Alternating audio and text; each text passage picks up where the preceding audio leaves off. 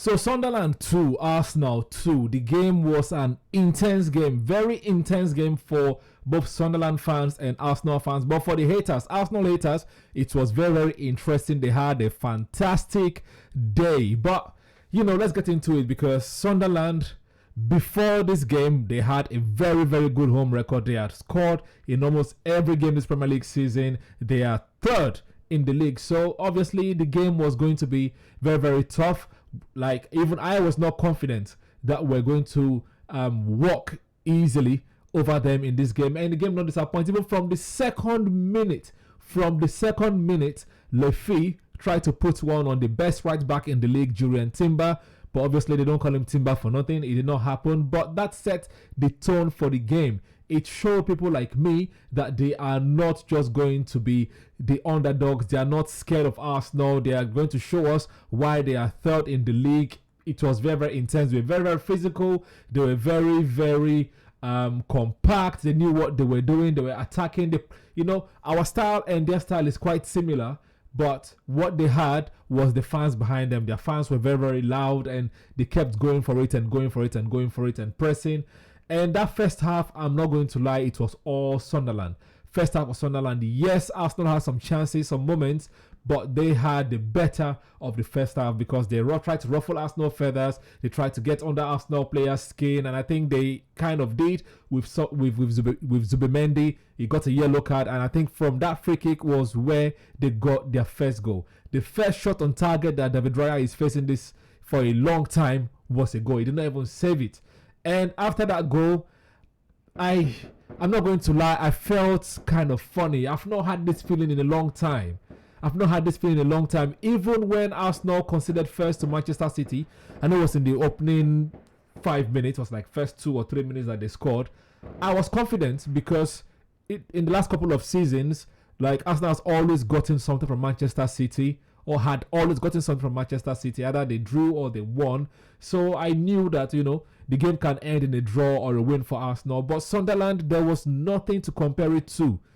So I did not know how to feel. And I did not enjoy that feeling. But luckily for us, second half, they came out like people that were possessed. I think the coaching staff did make some tweaks tactically and probably even shouted at the players as well. I will not be surprised because they came out with a mission.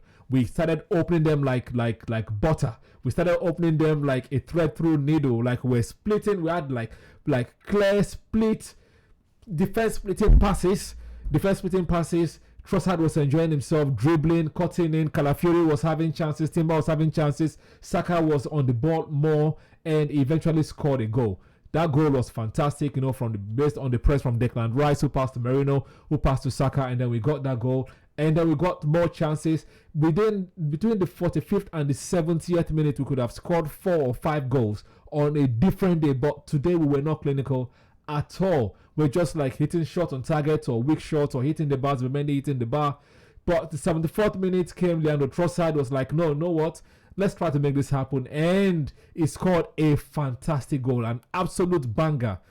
No deflection in this one. Straight, he meant the shot, took the shot and got it. Trossard again, ole. We deserved the goal. At this point, I was like, you know what?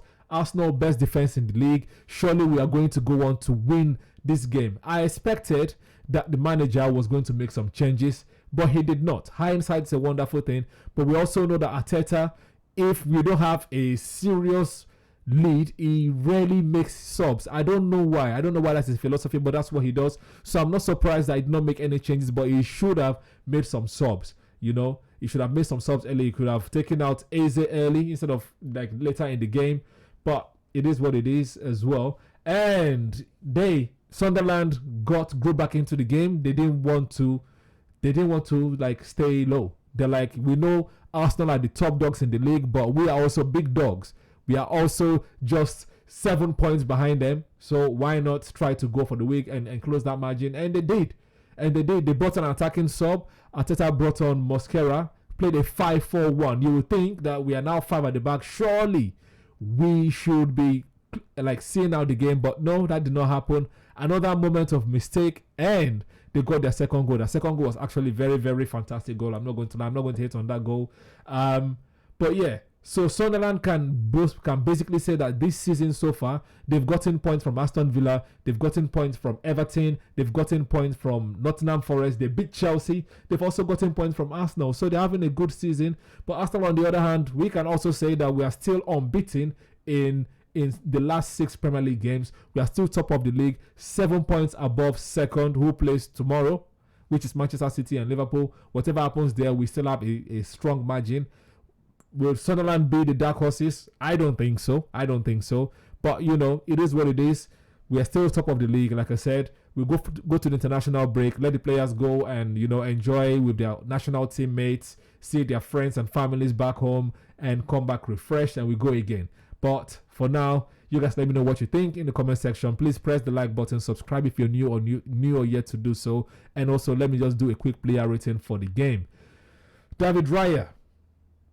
I would say David Raya had an alright game.